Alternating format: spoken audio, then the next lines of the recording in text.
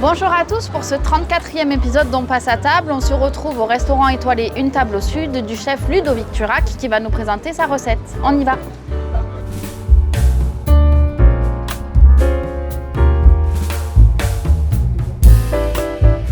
Bonjour chef.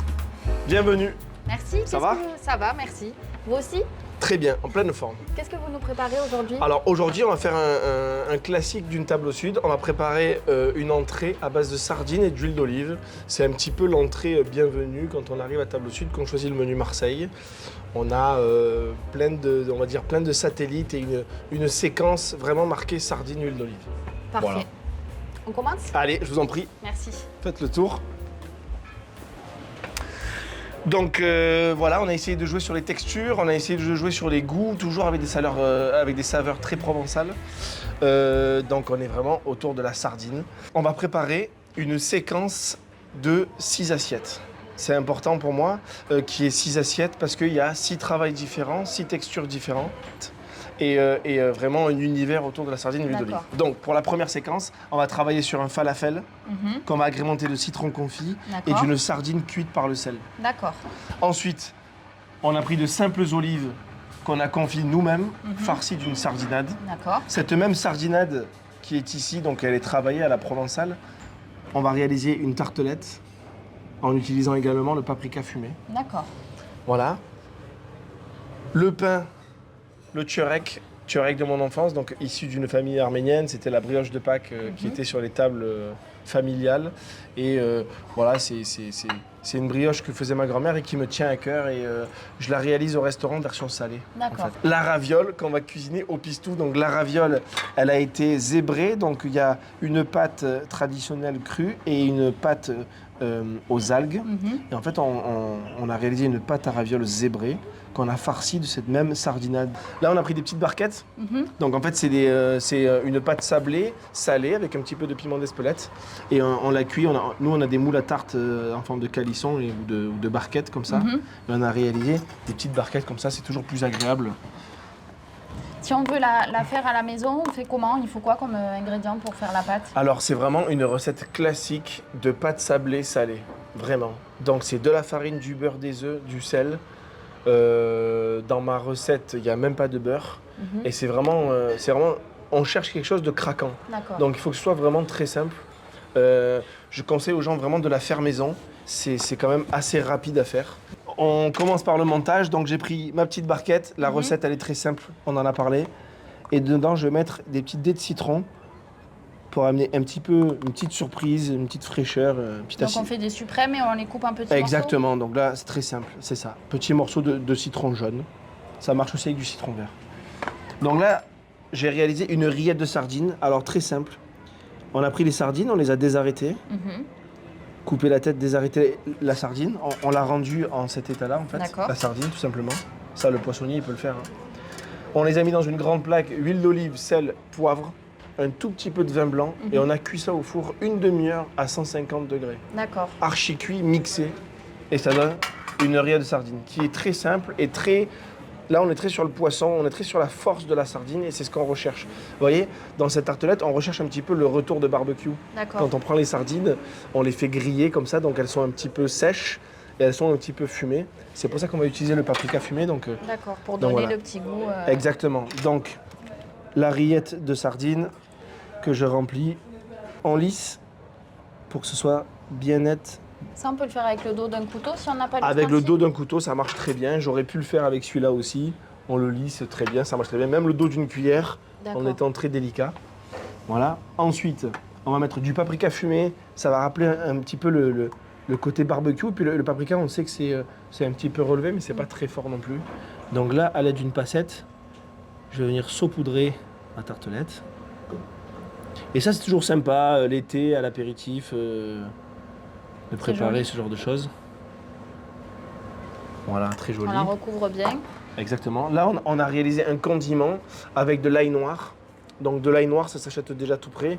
C'est de l'ail qui est cuit longtemps au rice cooker dans du soja. D'accord. Et en fait, ça lui donne une particularité, c'est qu'il est très parfumé. Il n'est pas fort, on n'a pas la force piquante de l'ail, on a vraiment que le parfum. D'accord. Et nous, on a réalisé un petit condiment qu'on va mettre en point comme ça dessus, simplement. Ok. Et là, on peut passer au dressage de notre première séquence. Donc, moi, j'aime bien prendre cette assiette. On a réalisé un pistou, pignon de pain torréfié, Oui. parmesan, ail, basilic, huile d'olive. Ok. Et on mixe. Et on mixe. Recette très simple. Donc là, je réalise un joli point. Je viens disposer ma tartelette.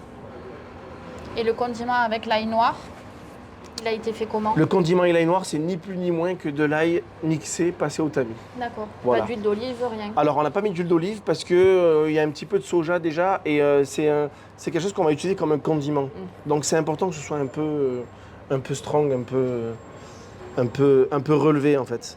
Ah, je vais mettre un petit peu un point pour que ça tienne bien droit et on va dresser comme ça. Ensuite, un condiment supplémentaire, ce n'est pas terminé. On va rajouter des oignons cuits au sel. Alors là, je vous donne mon secret. Ça, ce sont des oignons rouges qui sont cuits par l'action du sel. Donc en fait, je prends oignon rouge émincé, Ouais. à plat dans une assiette. On le recouvre de gros sel D'accord. pendant 20 minutes. Ensuite, on le rince sous l'eau claire. On le met dans une petite boîte, dans un petit récipient, recouvert de jus de citron. Ok. Et l'acidité, elle va agresser un petit peu la couleur de l'oignon, le faire dégorger, et il va tremper dans sa propre couleur, dans sa propre eau. Et en fait, il n'y a pas de modification, là. Il n'y a pas de naturel. vinaigre, il n'y a pas de betterave, il n'y a rien. C'est vraiment que de l'oignon rouge cuit par le sel. D'accord. Comme ça permet d'avoir un oignon qui se tient, vous voyez. Oui. On n'a pas réalisé de cuisson par la chaleur. Et là, pareil, on va le mettre en petite boule comme ça pour réaliser un petit condiment qu'on va venir disposer ici. Là, notre première séquence est terminée.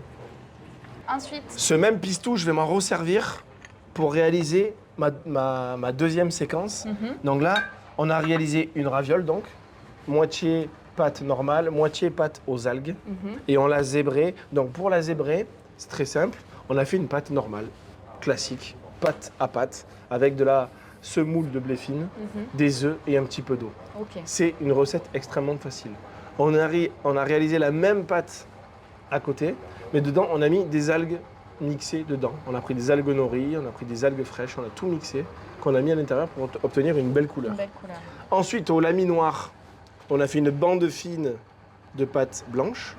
Par-dessus, on a mis une pâte fine, une bande fine de pâte colorée. Et on a répété cette opération 14 fois. D'accord. Du coup, ça nous a fait une espèce de pain de pâte à ravioles zébré. Et c'est ensuite ce pain-là qu'on a repassé. Au Et du lami coup, ça a naturellement fait ces couches que l'on peut apercevoir ici. D'accord. Ok. Sympa.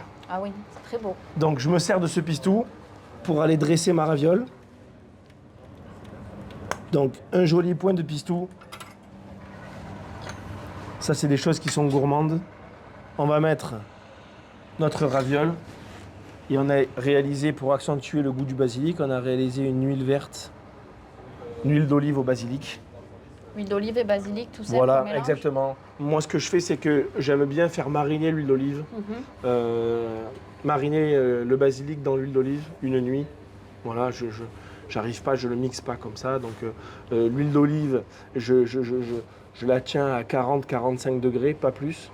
Et je mets vraiment, pour 1 litre d'huile d'olive, je mets vraiment 2 grosses bottes de basilic. Je mets à infuser longtemps et ensuite je le mixe très rapidement, filtré, et ça donne une huile d'olive Bien verte. naturellement parfumée au basilic. D'accord. Voilà, notre deuxième séquence est prête. Et pour la raviole, au niveau de la cuisson, Alors, eau bouillante, très salée, ça cuit 2 minutes. d'accord. Vraiment pas plus. Est-ce que c'est vrai que quand elle flotte, c'est que Oui, c'est bon? oui. Ok. Ça marche pour les gnocchis aussi, ça. Ok. Ouais, bien sûr, bien sûr. Et pour la réaliser, pour éviter qu'il y ait des trous à l'intérieur, est-ce que vous avez un petit secret? C'est-à-dire des trous. Ben, pour pas que l'eau elle passe dans la... Oui, alors moi, nous, on la referme Oui. avec du jaune d'œuf, simplement. D'accord. Comme Donc, ça fait un... Voilà, un- une colle. Une colle. On prend un petit récipient, jaune d'œuf, du sel, on le mélange au pinceau et on vient badigeonner notre raviole avant de la farcir. D'accord. Comme ça, la colle, elle est vraiment sur toute la raviole. D'accord. Troisième séquence. Allez. Donc là, on a réalisé un falafel. Donc le falafel, ce sont des pois chiches sec qu'on a fait tremper 12 heures. Ça, c'est très important. Pas 11 heures, pas 13 heures, pas 12h30. 12 heures. C'est 12 heures. Vraiment, c'est comme ça que ça marche. Nous, on a essayé plusieurs fois. Ensuite, on le passe au hachoir à viande. D'accord. Pendant qu'on passe les pois chiches, on rajoute des choses qui nous font plaisir. De l'ail, des oignons, du cumin, du sel, du poivre. C'est tout. Ok. Voilà. Je pèse pas vraiment. Moi, je cuisine un peu à l'ancienne parce que je goûte tout le temps. Je goûte. Donc, oignons, échalotes, cumin, sel, poivre. Je mets un petit peu de piment et j'ai oublié de vous dire, je mets un petit peu de coriandre fraîche. Voilà. Donc là, on a vu que les pois chiches ils sont hachés et qu'ils ont été trempés, ils sont un petit peu humides, donc ils sont facilement modelables. D'accord. Et ensuite, on va réaliser des petits palets comme ceci. Et ensuite, ça, on l'a fait frire dans une huile à 180 degrés pendant 2 minutes. Ok. Tout simplement. Notre sardine qu'on a levée en filet, donc on a enlevé la tête, on a enlevé l'arête centrale, on l'a débarrassée de tous ses intérieurs et on l'a mis au sel pendant 3 heures. Ok. Donc au sel.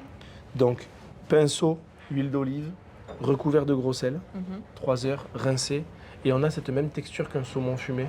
D'accord. Vous voyez ce que je veux dire? Oui. Et là, ce qu'on va faire, c'est qu'on va réaliser une petite tranche qu'on va venir délicatement poser sur notre falafel. Pour cette bouchée-là, j'ai besoin que de ça. D'accord. Le condiment au citron confit.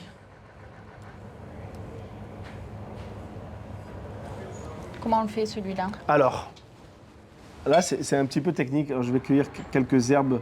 Là, j'ai quelques herbes de... Là, j'ai des pousses de petits pois. J'ai des pousses de petits pois, c'est assez sympa, je pense. On est en pleine saison. Et j'ai des pousses de mélisse.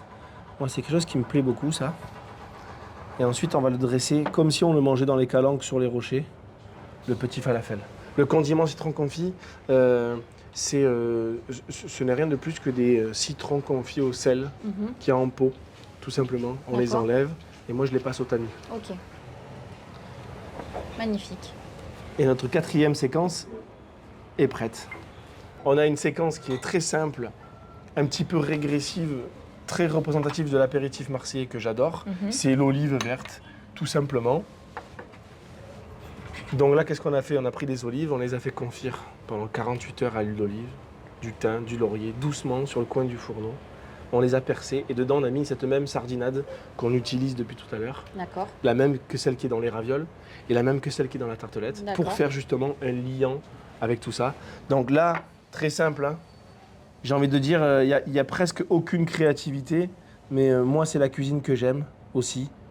Comme je vous ai dit, c'est un plat qui représente le bienvenu à Marseille, le bienvenu à une table au sud. Donc il y a aussi des choses moins techniques, plus simples, mais moi personnellement qui me touchent. J'ai des belles capucines. J'ai des belles feuilles de capucine, personnellement j'adore ça. Donc c'est la pleine saison, donc pareil, des petites feuilles de capucine. Et ça aussi, ça vient agrémenter l'ensemble. Un petit filet d'huile d'olive, comme en Provence. Tac, et là, encore une autre séquence qui est prête. Donc là, vous voyez, on a un lien avec la Provence encore. Alors, il y a quelque chose qui est déjà dressé, dont on n'a pas parlé, c'est cette huile d'olive. On dirait pas de l'huile d'olive d'ailleurs. On dirait pas, mais quand on sent un petit peu, ça sent l'huile d'olive. On a mis des écorces d'orange et de la fleur de thym. En fait, ça c'est une recette que j'ai travaillée avec mon sous-chef. Et on a essayé de rendre tartinable l'huile d'olive. Parce qu'on adore le beurre. On aime bien ce côté beurre à tartiner. Le beurre, il est mou, on le tartine sur du pain. Ça représente un petit peu le repas. Sauf que sur le Vieux-Port, face au bateau, face à l'ensemble de la Garde, servir du beurre, moi, ça me dérangeait un petit peu. Parce que je me suis dit, quand même, on est à Marseille, mettre du beurre. Et puis, je trouve que le beurre, il n'avait pas de lien avec cette recette-là.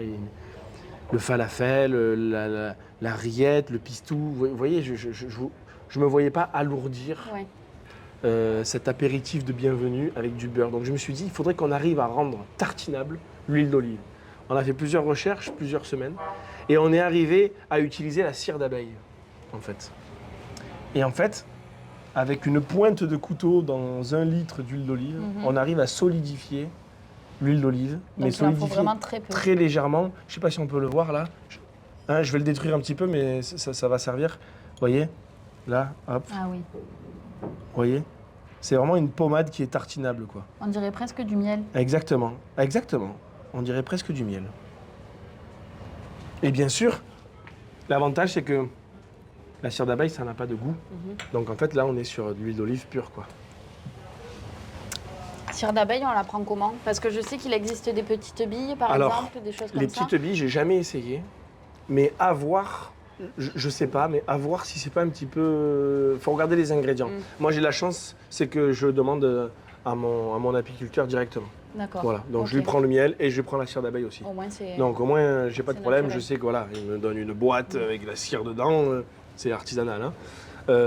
Les petites billes, je sais pas si c'est pas coupé, modifié. Je D'accord. sais pas. Ok. Je sais pas. Donc là, on mélange l'huile d'olive et la cire d'abeille. Est-ce Oui. qu'on le met au frigo ou est-ce qu'on le laisse Non. poser? Non, non, surtout pas. Surtout pas. L'huile d'olive, il faut qu'elle soit à température ambiante. La cire d'abeille, il faut qu'elle soit fondue. Donc pas chaude, mais juste fondue. On le met dans l'huile d'olive. On fouette même pas avec un fouet. Hein. C'est juste une petite spatule. On rend le mélange homogène. On attend quelques secondes. Et aussi, ce qui fait que ce soit solidifié, c'est le fait d'avoir réalisé une fine couche aussi. D'accord. C'est vrai que si on a un seau de 5 Oui. litres, ça ne va pas solidifier. On se rend compte que ça a un petit peu gélifié parce que c'est une fine couche. Vous D'accord. voyez? Si vous faites un grand saladier, il n'y a vraiment que le dessus qui va être pris, le reste ne sera pas pris. Là, c'est quasiment terminé. On a la tartelette, retour de barbecue un petit peu, donc le citron, la rillette, le paprika fumé, le condiment ail noir, le pistou, le condiment à l'oignon au sel, la raviole zébrée aux algues farcies de sardines pistou ou l'huile verte, les petites olives farcies d'une sardinade avec des fleurs de capucine, la fameuse pommade d'huile d'olive prête à tartiner, le falafel avec la sardine au sel, pousses de petits pois et mélisse, et bien sûr, je vous en parlais tout à l'heure, ça c'est la brioche de mon enfance, donc ça s'appelle le tchorek. Il y a une particularité dans cette brioche, c'est qu'elle est parfumée au mahalep. Le mahalep, c'est l'amandon du noyau de la cerise. D'accord. Et c'est ce qui donne cette particularité qui ressemble un petit peu à la fève tonka, qui ressemble un petit peu à l'amande en fait, tout simplement. Et c'est un goût moi que vraiment j'adore. Et normalement c'est sucré à Pâques chez les Arméniens. Ben là c'est tous les jours Version une table au salée. sud, version salée, pour cette première entrée du menu Marseille. Voilà. Merci, chef. Merci beaucoup.